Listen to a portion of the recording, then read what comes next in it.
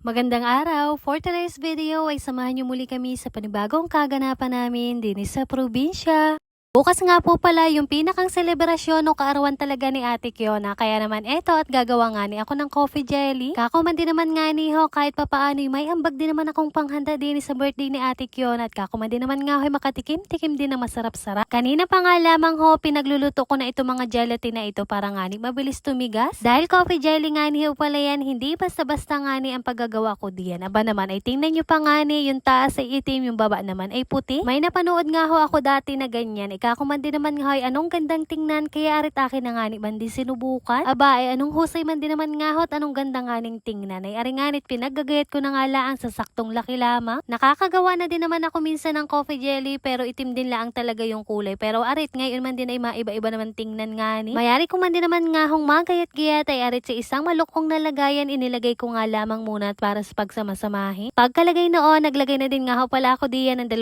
pirasong Nestle cream tapos kape. Kako man din naman nga parang kulang pa sa tapang kaya dinagdagan ko na nga ni dyan na lamang. May inilagay din nga ho pala ako diyang isang malaking condense at pagkalagay noon arit hinalo-halo ko lamang ng maigi. Total ay bukas pa naman nga ho yung pinakang punsyonan ay ari nga alagay ko muna sa plastic ng yelo o kaya naman plastic labo para ilagay sa rep at nang malamig-lamig nga. Aba naman ay kung kayo napapaibigay ari madali at simple din laang naman gawin kaya naman subukan nyo na. Fast forward, kinahapunan, ere nga ni ho at nasa bayan na naman kami ng Pinamalayan dahil nga ni ho may kulang-kulang pa kaming bibilhin kaya eto't amin na nga ning nilakat. Sakto nga ho na may lakarin din pala talaga ako dining dapat unahin. At ayun, pagkatapos dito na nga ni kami nagdiretso sa King Plaza. May bibilhin pa nga ho pala kami dining mga kaanik-nikan pero bago nga ni makapunta doon ay arit, nakahirit na nga ni aring aking mga pamangkin na ari. Ari nga ho at may nasintahan na namang gustong bilhin. Aba naman ay sino ba naman ako para tumangga? Edi ari nga nit akin na nga lamang pagbibigyan. Ika ko na nga laang man din naman nga ho palagi ay pagpikyan ng hiling nang wala na nga lamang ligali.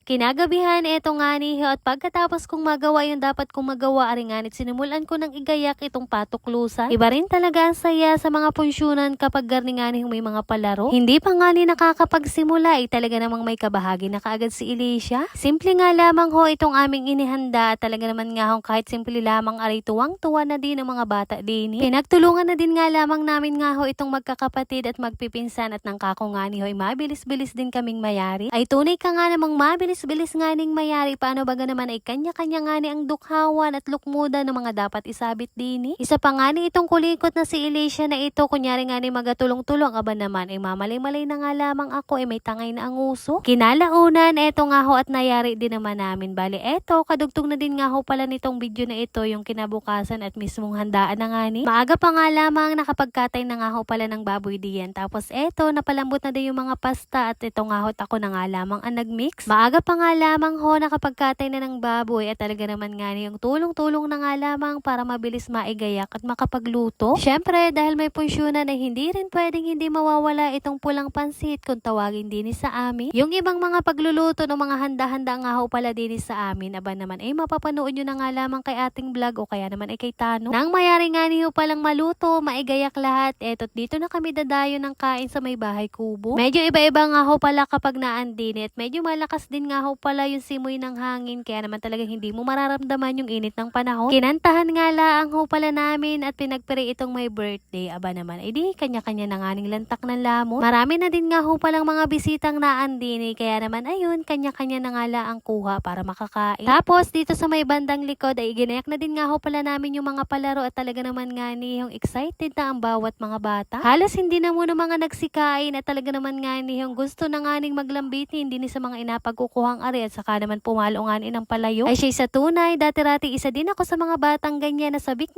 nga ning makasali para makakuha ng mga kindi o kung ano man. Mapabata o matanda ay talaga naman nga yung kanya-kanyang hagalpakan din sa kanilang mga inaga papanood. Ay siya din sa probinsya ay ganyang mga kaganapan, simple lamang pero talaga namang labis-labis ang katuwaan ng bawat isa.